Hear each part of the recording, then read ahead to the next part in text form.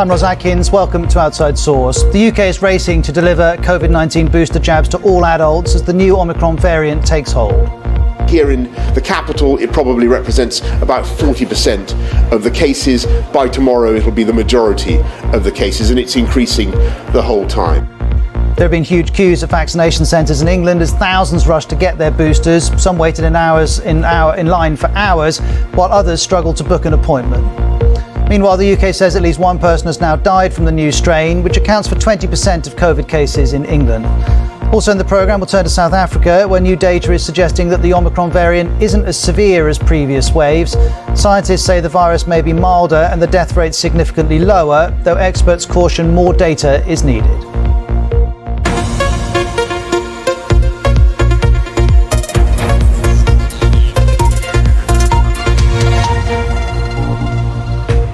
Now, here in the UK, there's a rush to offer booster COVID vaccines to every adult in England in response to the rapid spread of the Omicron variant.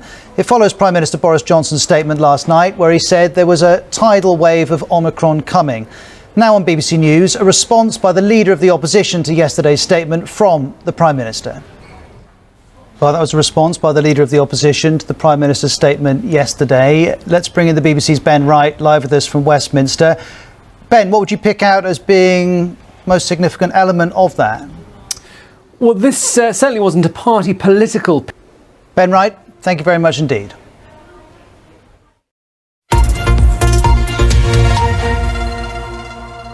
Now, Anne Sekulis, an American woman accused of causing the death of a boy by dangerous driving, will now face trial here in the UK.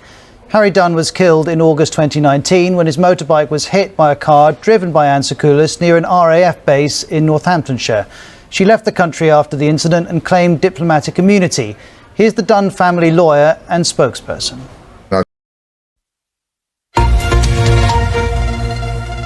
At least 64 people have died after tornadoes struck the US state of Kentucky and a number of other states in the US Midwest. Over the weekend, President Biden declared a major federal disaster. The exact number of those who died is expected to rise.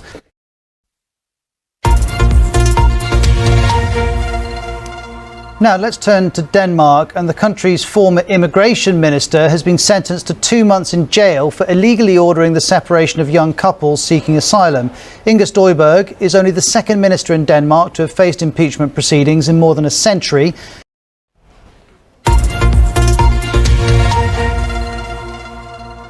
On Sunday, Max Verstappen won the Abu Dhabi Grand Prix and with it his first Formula One World Championship. But what's come next is controversy, bemusement and anger.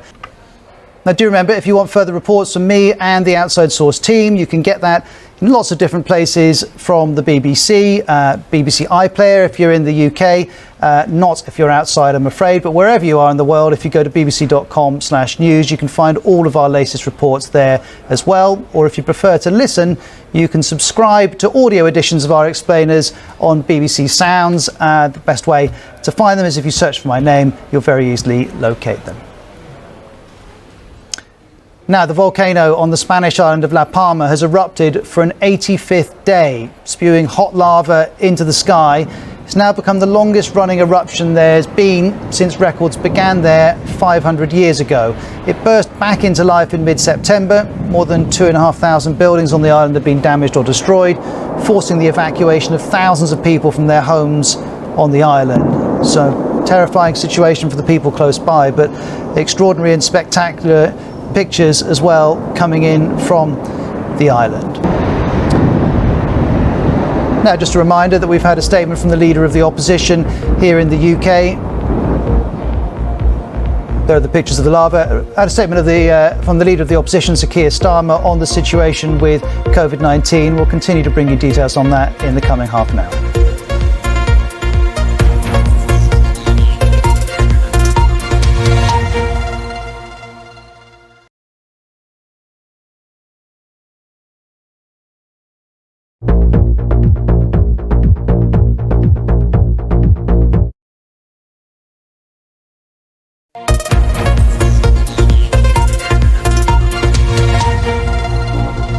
I'm Ros Atkins with Outside Source. The UK is racing to deliver COVID-19 booster jabs to all adults as the new Omicron variant takes hold.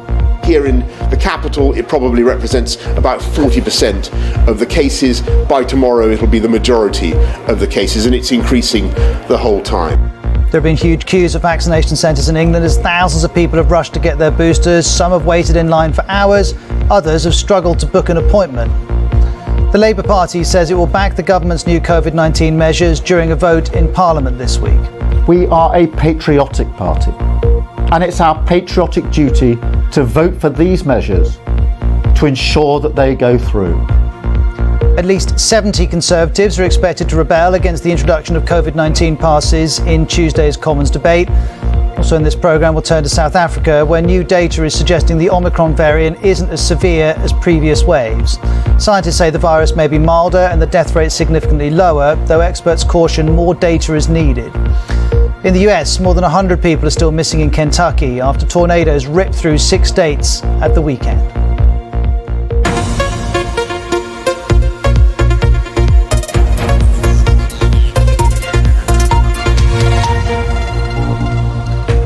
Let's return to the UK's response to the Omicron variant. Prime Minister Boris Johnson says at least one person in the UK has died from it. On Sunday, he set a target for all adults in England to be offered a third booster by the end of the month. Here he is speaking earlier.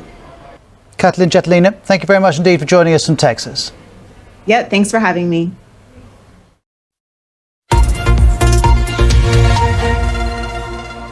Iran's government has been speaking to the BBC. The country's ambassador to the UK, Mohsen Bahavand, has given an interview to our chief international correspondent, Lise Doucette. OK, Lise, thank you very much indeed. There's Lise Doucette live with us here in the BBC newsroom. Now, stay with me here on Outside Source. In a few minutes, we'll talk about Turkey. Its currency is collapsing, inflation is soaring, and President Erdogan is pursuing what could be described as an unorthodox economic strategy. We'll learn all about it.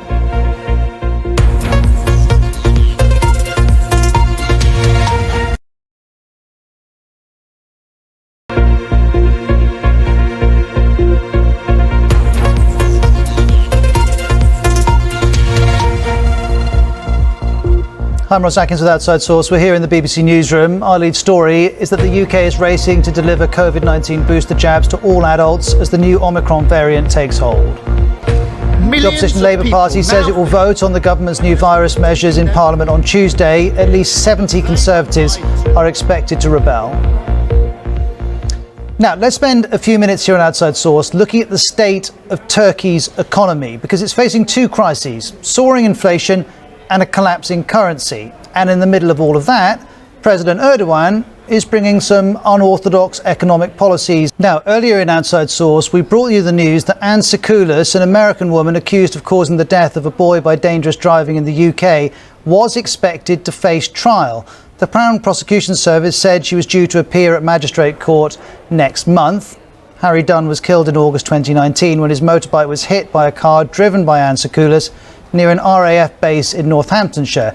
She left the country after the incident and claimed diplomatic immunity. Well, now we have a statement from Anne Sekulis' lawyers saying, while we have always been willing to discuss a virtual hearing, there is no agreement at this time. Bear in mind, earlier on, the UK Foreign Secretary Liz Truss tweeted about the case. She said, "Welcome news that Anne Sekulis will face a UK court. We continue to support the family to get justice for Harry Dunn." So there is clearly a difference there between the Sekulis lawyers' statements and Liz Truss' statement, and no doubt we'll get more clarity as time goes by. Thanks for watching.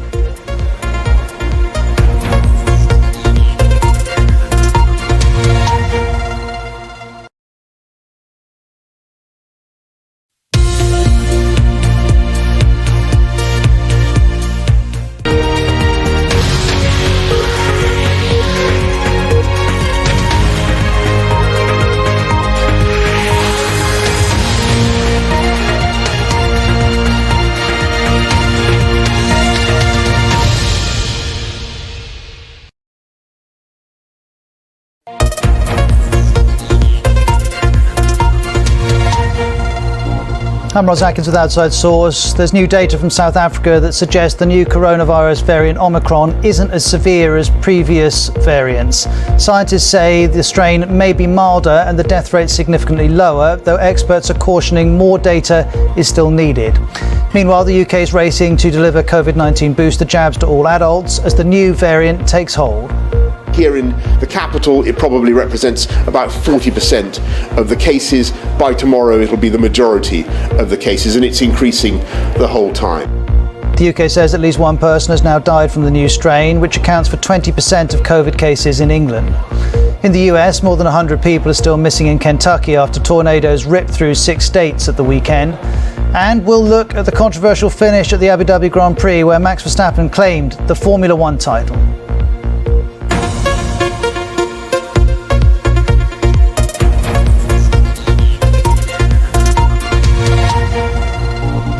Let's begin with the global spread of the Omicron variant. Early data from South Africa suggests this strain causes a lower rate of serious illness and death than previous variants of the virus. However, scientists warn it's spreading more quickly than any previous strains. Here in the UK, Prime Minister Boris Johnson says at least one person has died with Omicron.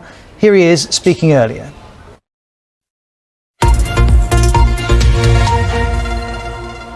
At least 64 people have died after tornadoes struck the US state of Kentucky and a number of other states in the Midwest. Over the weekend, President Biden declared a major federal disaster. The exact number of those who died is expected to rise. Well, stay with me here on Outside Source. Still to come, we'll turn to Turkey. The currency is collapsing and inflation is soaring as the president continues to pursue what are seen as unorthodox economic strategies.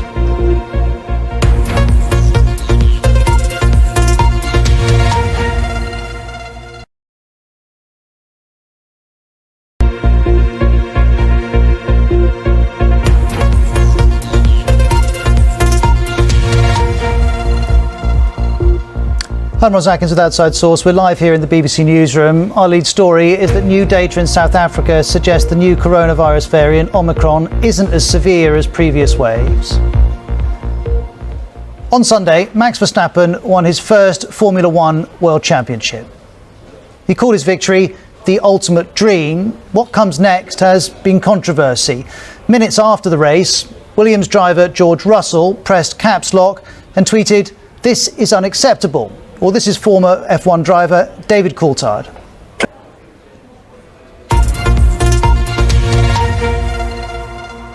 Now, there is confusion over whether an American woman who drove a car that killed a British teenager near a US airbase in the UK 3 years ago will face trial. Harry Dunn was knocked off his motorbike in the collision and died. That was in August 2019. Anne Sakoulas left the country after the incident and claimed diplomatic immunity. But today the UK's Crown Prosecution Service said Anne Sakoulas would face trial and would appear at a magistrate's court next month. Now, we're going to spend a few minutes on Outside Source looking at the state of Turkey's economy because it's facing two crises: soaring inflation and a collapsing currency. And in the middle of this is President Erdogan and his, shall we say, unorthodox economic policies. And Victoria ends this edition of Outside Source. Thank you very much for watching. Bye-bye.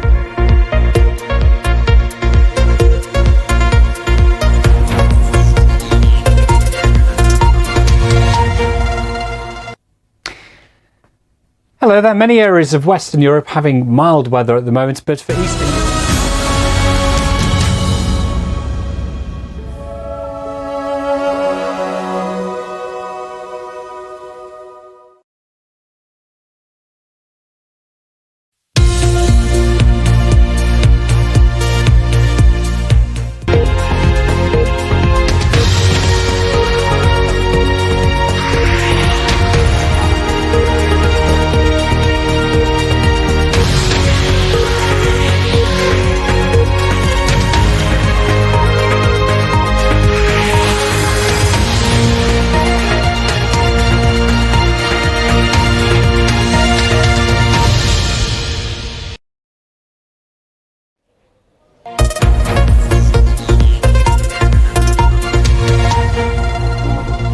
I'm Ros Atkins, welcome to Outside Source. As I talk to you, MPs in Westminster are voting on the government's plans for tougher COVID rules in England.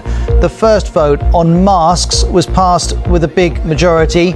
These are the pictures live in the House of Commons at the moment. MPs are voting on a COVID pass designed to encourage vaccination. Dozens of Conservatives are saying they will vote against the measures. This could be the biggest rebellion against Boris Johnson's government since it took power in 2019. Meanwhile, Scotland's moved further, advising people to mix with no more than 3 households in the run-up to Christmas. Also in this hour, we'll hear how evidence has emerged that Omicron is causing less severe illness than previous variants, but the WHO is warning against complacency. We're concerned that people are dismissing Omicron as mild. Surely, we have learned by now that we underestimate this virus at our peril.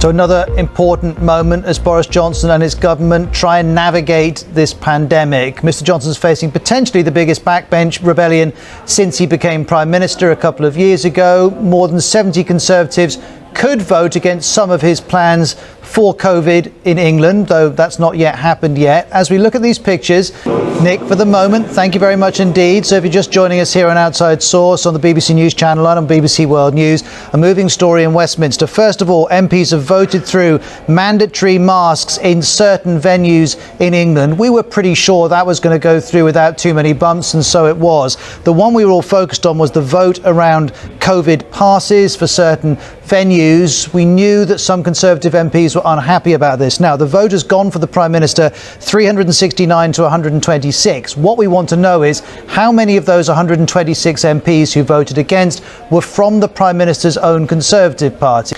Well, let's speak to Melinda Mills, Professor of Demography at the University of Oxford. Professor participates in SAGE, which is an independent board of scientists which advises the government. Thank you very much indeed for joining us. Would you have voted for COVID passes? Do you think they work? Professor Mills, stay with us if you can. As you're talking, we're now looking at the live pictures from the House of Commons as these series of votes on Boris Johnson's proposed new COVID measures are happening. Nick Eardley, my BBC colleague, is in the lobby of the Houses of Parliament. Nick, bring us up to date with what's happening. Very interesting. Nick, thank you very much indeed. And as Nick was interviewing Charles Walker, I was making a couple of notes there. As he said, it's a bridge too far. We're putting a marker down. He described the decision of many Tory MPs to vote against the Prime Minister as a cry of pain, discomfort at how the government is responding to the Omicron variant. But that is the course that the Health Secretary and the Prime Minister have chosen, and that will now come to pass, as Nick was saying, because the political drama aside, these measures have gone through with the support of the opposition Labour Party, and they will come into place tomorrow. All right, Sebastian, thank you very much indeed. Those of you watching, you can read Sebastian's commentary both on the FT website and on his Twitter feed. Now, if you're just joining us, let me recap on these votes that have just happened in the House of Commons. Politically significant, no doubt, as Sebastian's been explaining, also significant for how England will respond to the current situation with COVID. So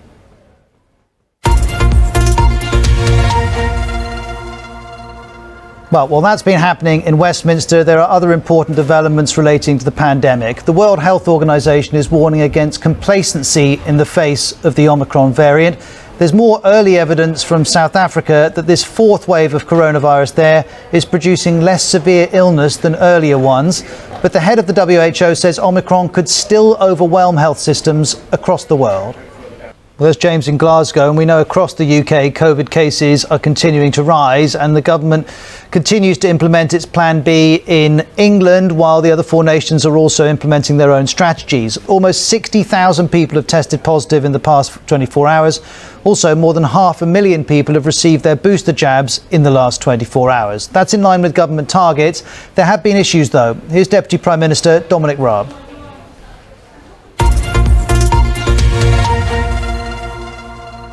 Let's take a few minutes away from the pandemic because I want to update you on the situation in Belarus. Its longtime leader, President Lukashenko's crackdown on dissent is continuing. Now, this is a former Soviet state. We've talked about it an awful lot on Outside Source, partly because of the disputed elections last year, partly because of the much more recent migrant crisis. Remember how the government was accused of pushing thousands of migrants towards the Belarusian border with Poland, which is in the European Union, and Belarus isn't. Well, at the centre of all of this is President Lukashenko. He's been in power since 1994.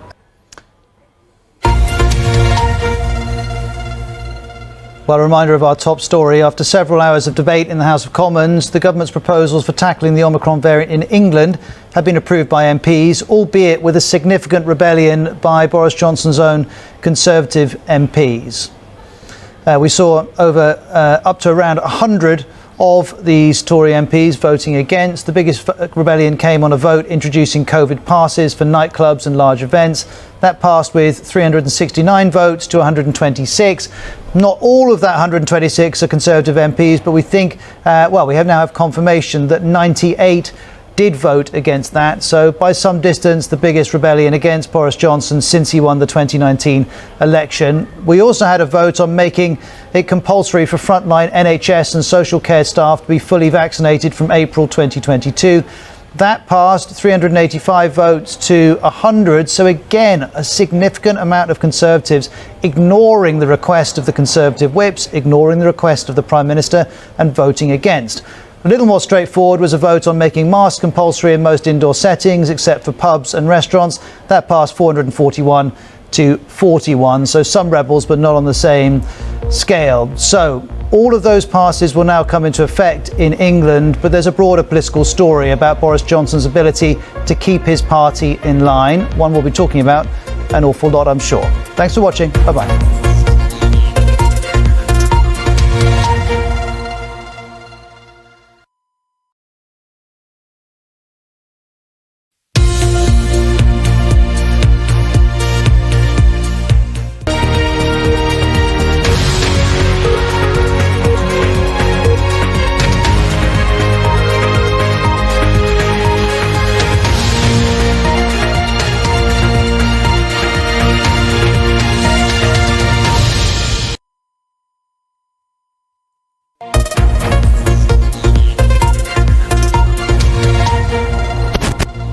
I'm Ros Atkins with Outside Source. MPs in Westminster have voted in favour of what's called the Plan B measures to slow the spread of coronavirus, despite a significant rebellion by Boris Johnson's own MPs.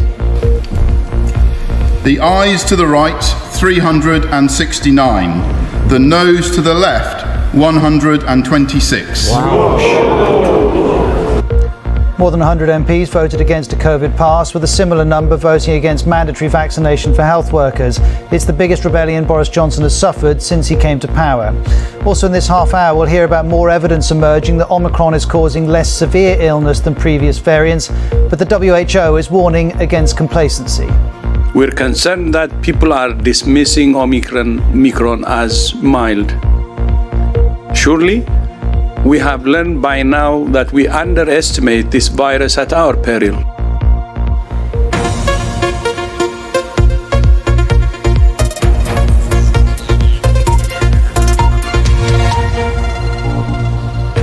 Now let's begin here in the UK, because after several hours of debate, the government's proposals for tackling the Omicron variant in England, its so-called Plan B, have been approved by MPs, albeit with a significant rebellion by Boris Johnson's Conservatives, the biggest since he became Prime Minister. Rob Watson, thank you very much indeed.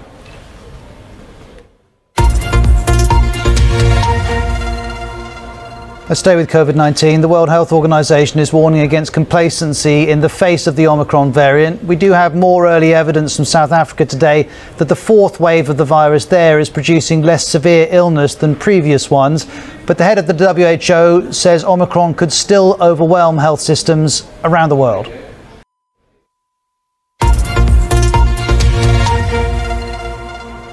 Next on Outside Source, we're going to spend a few minutes focusing on the situation in Belarus. It's a former part of the Soviet Union, now of course an independent state. It's been in the news recently over its migrant crisis with Poland. And we also talked about it last year because of huge protests after a disputed election in which the longtime leader, President Lukashenko, won the vast majority of votes in circumstances that raised lots of questions. Well, today we're talking about another man, a leading opposition leader, Sergei Tikhanovsky. He's been jailed for 18 years. The sentence was handed down in closed court. This footage was broadcast by state media showing entering the court. He was a blogger, a YouTuber who was critical of the government. And on the 6th of May last year, a colleague on his channel posted this video saying he'd been detained by police. A day later, we found out why. Well, stay with us here on Outside Source. In a few minutes, we'll hear how scientists say a big section of one of the largest glaciers in Antarctica could shatter like a car windscreen.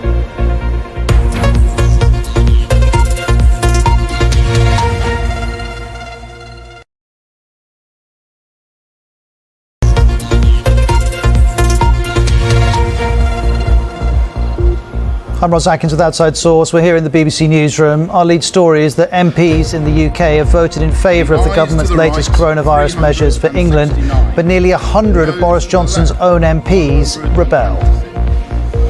Now, Iran has accused Western countries of acting in bad faith in the stalled talks about its nuclear programme, but it's added an agreement is possible if the US, which withdrew from the previous deal under Donald Trump, accepted its failings. France, Britain and Germany say Iran is making unreasonable demands. Here's more from Kazra Naji from BBC Persian. Now, two stories from the opposite poles. The Arctic in a moment, but first Antarctica. Scientists are warning of dramatic changes at one of the biggest glaciers in the next 5 to 10 years. It's nicknamed Doomsday. This is the Thwaites Glacier. Scientists tell us a floating section at the front of it, which has been relatively stable, could soon shatter. We already know that the glacier is dumping 50 billion tonnes of ice into the ocean each year. Here's the BBC science correspondent Jonathan Amos on what the impact of this could be. Just a quick reminder, you can find analysis from me and the Outside Source team in lots of places from the BBC. Our videos are on the BBC News website. In fact, if you go there right now, you'll see in the top of the most watched list our analysis of how the Formula One World Championship ended up in a bizarre old situation. You can also subscribe to audio versions of our explainers on the BBC Sounds app. Lots of places to find us. And of course, you'll see us on the TV as well. Thanks for watching. See you tomorrow.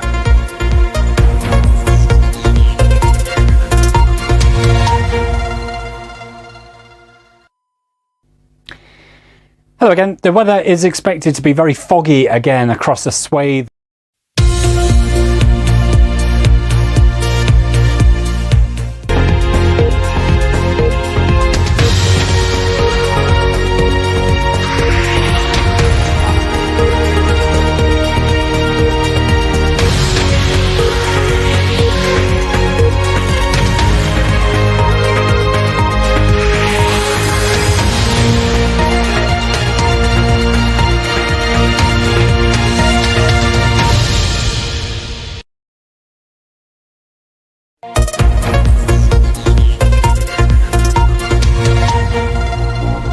I'm Ros Atkins with Outside Source. The UK has recorded its highest number of COVID cases since the pandemic began. The wave of Omicron continues to roll in across the whole of our United Kingdom. This is a really serious threat at the moment. How big a threat? There are several things we don't know, but all the things that we do know are bad. Countries across Europe are updating their responses as cases rise. We'll bring you the latest from London, Berlin, Brussels and Copenhagen. We'll also look at the US Congress's investigation into the January the 6th storming of the Capitol as the role of extremist groups comes under the spotlight. And President Biden's in Kentucky meeting some of those affected by what the state's governor says are the worst tornadoes ever seen there.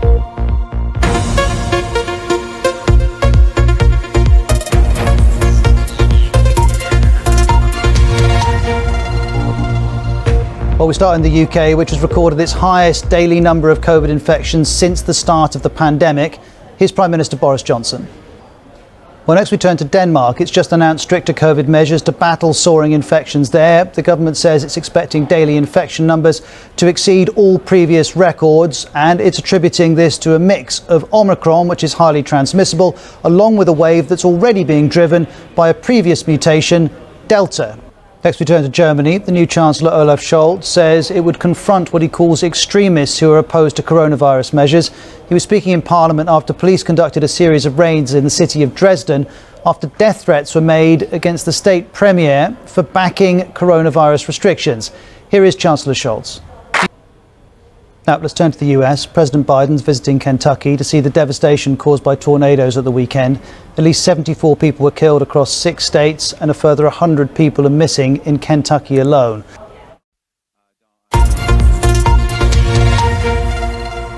Well, it's 4 months now since Kabul fell to the Taliban and it took complete control of Afghanistan. During that time, the economy has been in free fall and an overwhelmed medical system is struggling to cope with the spread of COVID. The BBC's Secunda Kamani has been to a hospital in Gore province. There's much more background on the situation in Afghanistan via the BBC News website, bbc.com/news. You'll also find extensive coverage of the Omicron variant because our lead story on Outside Source today is that the UK has recorded its highest daily total of COVID cases since the start of the pandemic way back in early 2020. The Prime Minister and England's Chief Medical Officer have been offering briefings, and they're saying they're monitoring the situation all the time.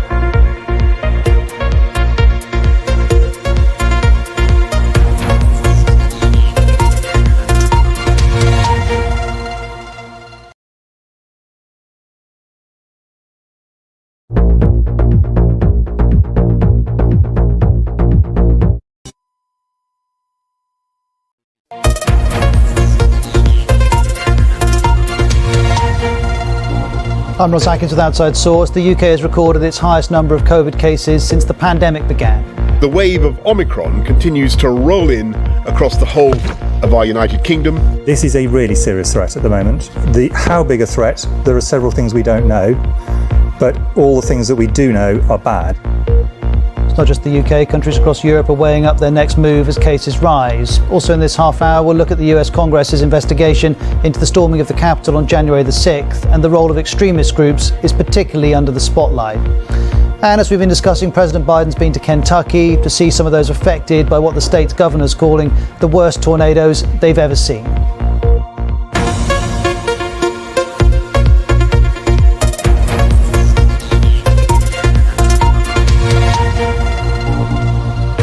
Let's go to Washington. A committee in the US Congress is continuing its investigation into the riot of the Capitol, the storming of the Capitol on January the 6th. Two former figures in the Trump administration face prosecution for failing to cooperate. This investigation extends to extremist groups too, suspected of being involved of planning the attack. Now, here in the UK, the cost of living has risen at its fastest rate for 10 years, with inflation at 5.1% last month. The Office for National Statistics says a surge in transport and energy costs drove the increase. Here's more from the BBC's economics editor, Faisal Islam. Now stay with me here on Outside Source. In a few minutes, we'll hear about more revelations concerning Christmas parties in Westminster by some from Boris Johnson's Conservative Party in the UK, which they've now apologised for.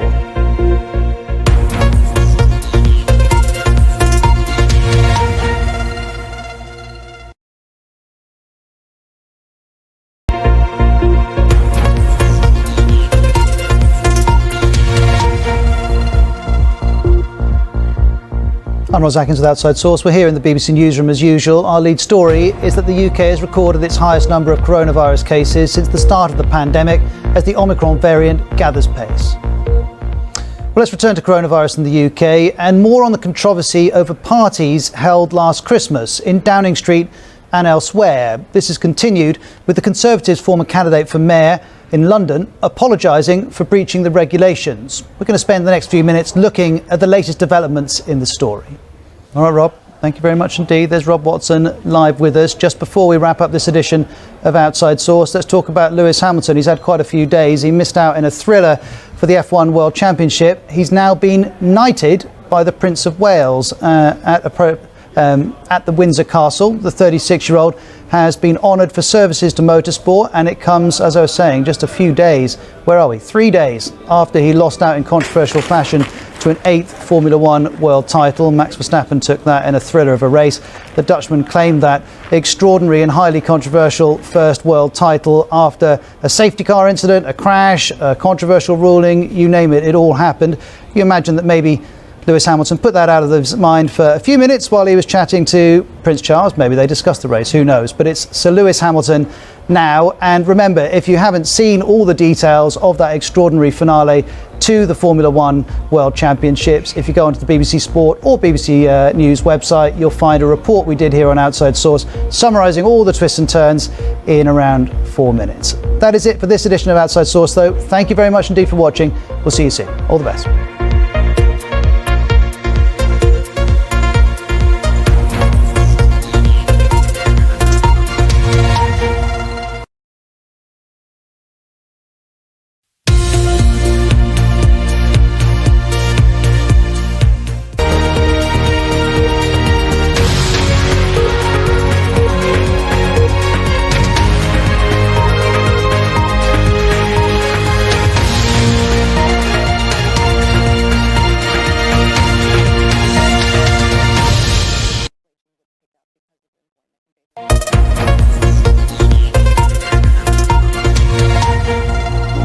I'm Ros Atkins with Outside Source. The UK has recorded its highest number of COVID cases since the pandemic began. The wave of Omicron continues to roll in across the whole of our United Kingdom. This is a really serious threat at the moment. How big a threat, there are several things we don't know, but all the things that we do know are bad. It's not just the UK. Countries across Europe are weighing their next move as cases rise. Also in this half hour, we'll report on President Biden heading to Kentucky to meet some of those affected by what the state's governor is calling the worst tornadoes ever seen there. And we'll report on the US Congress and its investigation into the storming of the Capitol on January the 6th, and particularly at the role of extremist groups.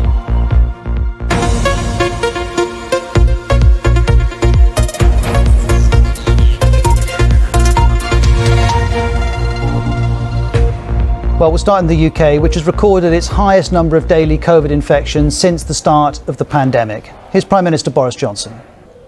Next, we turn to Denmark. It's announced stricter COVID measures to battle soaring infections there. The government says daily infection rates will exceed previous records, and they're saying this is because of, one, the Omicron variant, which is highly transmissible, and two, it is still feeling the effects of the Delta variant as well. Now, President Biden's visiting Kentucky. He's there to see the devastation caused by a number of tornadoes at the weekend. At least 74 people were killed across 6 states, and a further 100 people are still unaccounted for in Kentucky. Thanks to Nomia for that update. Now, stay with me here on Outside Source. In a few minutes, we'll go back to the US and hear about Congress's investigation into the storming of the Capitol on January the 6th. It's been focusing on one extremist group.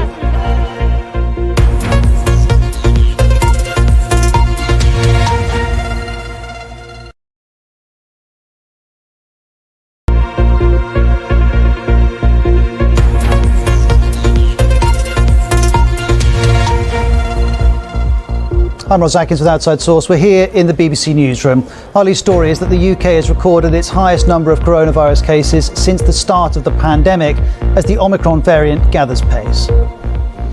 Now, a committee in the US Congress is continuing its investigation into the storming of the Capitol on January the 6th. 2 former figures in the Trump administration face prosecution for refusing to cooperate.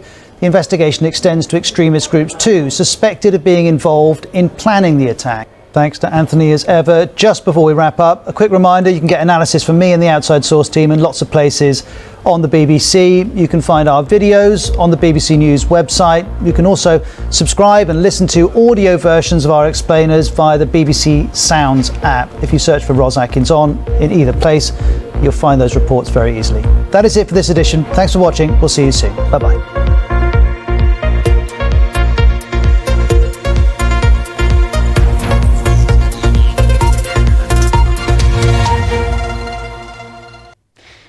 Hello again. We've seen plenty of heavy showers across southeast Europe, particularly